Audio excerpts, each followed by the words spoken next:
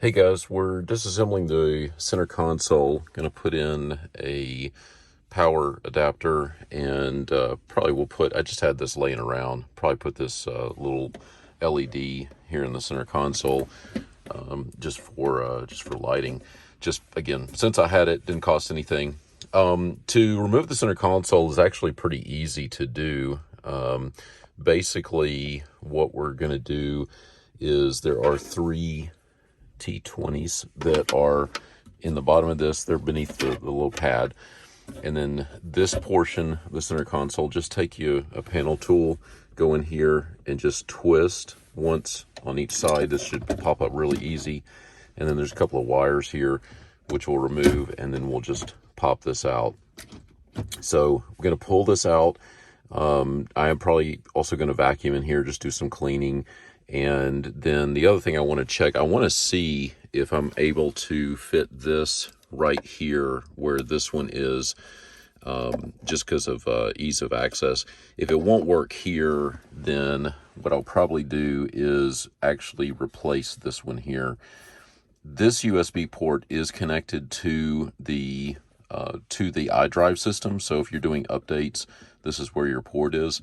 So you can use this for charging, but this one is higher power. It's also got the USB-C on it as well, instead of just having regular USB. So anyway, going to go ahead and pop this out and also get into the cup holder here. I believe the cup holder, if I remember right, there's a couple of screws here, and then this just lifts right out and you can pull it out.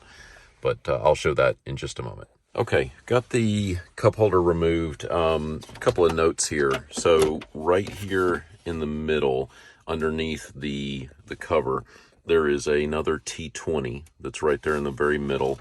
And then the 12-volt adapter plugs in right over here.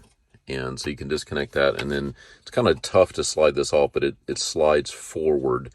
You can see the little the locking pin right there, but slide that forward and then that will come off. It looks like on this one it's actually mounted, I guess in a permanent way, to the base of this right here. So anyway, I'm going to take this inside. I'm going to get it all cleaned up and then look and see what I need to do to pop that out. You can see, obviously, this is a used car, so kind of grungy. I'm going to get all this stuff cleaned up. As far as the connections that you have, though, I did go ahead and pull off this little panel. You just pry in, this just pops right out, and then the LED that shines down on the pad there just pops right off. You can see what that looks like. I have done LED replacements before. This one is the BMW orange or red, I think they actually call it. I'm not planning on doing that in this vehicle. But I do actually have the stuff to do it. At some point I might see about popping that off. But I think in order to do that, though, unless there's a connection in the back, I'd have to actually cut it, which I don't want to do. So anyway, other connections here for the iDrive controller. You have just a standard 4-pin. You just pull this out. For the other buttons that you have, I think this one is the parking brake. That just slides right out. And then you've also got your like sport control, eco control. That one again just slides right out. And then you've also got, I'll show you back here. So in the center console, this is the USB plug, and it does have, you just push down and then pull back. This is the aux port, slide out, and then this is the 12-volt adapter, which is standard spades. Right there, and this is your negative and this is your positive.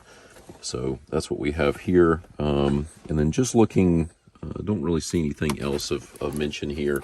Looks like there's plenty of space in here if you need to do anything. I'm not going to worry about taking out the controller here. I am going to clean it up, but I'm not going to worry about pulling out the actual shifter. I did notice for some reason my park lights up, but my other gears are not lighting up. I'm not sure why. I need to do some research on that, but I don't think it's anything. I've just checked it. Everything's plugged in. I don't see any issues there, but anyway, that's something that I did notice about my shifter. So I'm going to go ahead and get all this stuff cleaned up, and then figure out what I'm going to do about the plug there and where I'm going to mount it. All right, guys, decided to go slightly different direction. A couple of things. Number one, if you look down here, this is the original. I put it back in. The base of that is indeed sitting on the base here. So if you have a plug like I have, and I'll talk about where I mounted it here in a minute, but if you have a plug like this, it's actually much deeper and it won't fit in here. So all I did was I basically took all this out, got it all cleaned up, put it back in, and this now opens and closes much easier, nice and clean. Everything is good there. Got all this stuff cleaned up. I'll get the center console back in just a second. So what I did over here is a couple of things. Number one, I took out the cigarette lighter adapter that was here. I pulled that out, and I had some of these. These are just a kit from Amazon with a bunch of different sizes. I had to enlarge the hole slightly, but I put a plug in here to seal that off. And I went ahead and put this on the top just because when you have stuff in here, it's a little bit easier to access this when it's in this position. So mounted that here, and you can see I've got that mounted over here. By the way, when I removed this, there is a plastic collar that's here that holds it. I just used an oscillating tool and just shaved that off, and took that off because I'm not ever going to plan to use it. So I got this mounted. I went ahead and I'm going to use the OEM wiring. So you got ground and power, and I just fitted up the wiring harness that came with it, just snipped it off and put on some spade connectors. Those will just fit directly in there. Don't even have to modify the OEM harness. And then I mentioned USB aux port. And then the other thing I did was, I didn't realize it, but this had, I've got a plug in here now, but this had an OEM LED, very similar to the one that's underneath here. And it actually plugs in right here. So since I had this, and this is brighter, I went ahead and I'm using the OEM harness. I just snipped off where the LED connects, snip that off. Again, red for power and brown here for the ground connection. Mounted that. I did need to mount it a little bit higher because I needed to be above this. I didn't want to cut this this part of the plastic.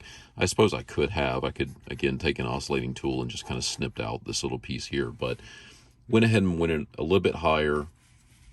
And what I'll do is I'll just run that and connect it into the OEM connector right here, and don't have to do anything special. So everything should be just about buttoned up. I'm going to go ahead and get everything put back in. This needs to go in first, and then finally that will be the last piece that goes back in. I've already got my T20 that's down in here, and I did have one of these laying around. This actually came from the rear, so I'm going to put that in there, just much better looking. So anyway, that's where we are for right now. I'll get this buttoned up, and we'll take a look when it's all done. All right, guys, we've got everything buttoned up and got everything in, and you can see I've got the car running right now. You can see it is showing about 14 volts, which would be about expected when you're running the car. And here's my light here. I'll turn on the lights. You can see that comes on when you have the headlights turned on. So everything looks good. We're good to go.